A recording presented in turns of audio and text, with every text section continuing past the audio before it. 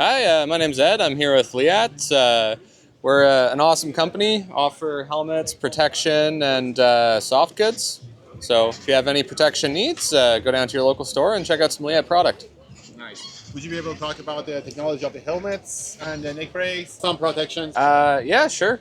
So we've got a number of different helmets. Our full face options are probably our most popular. The Enduro line of helmets has a removable chin bar as well. And then we also have a full line of DH helmets like the 8.0 that you see down here at the bottom. The Pivot Factory team will be wearing those during the race this weekend.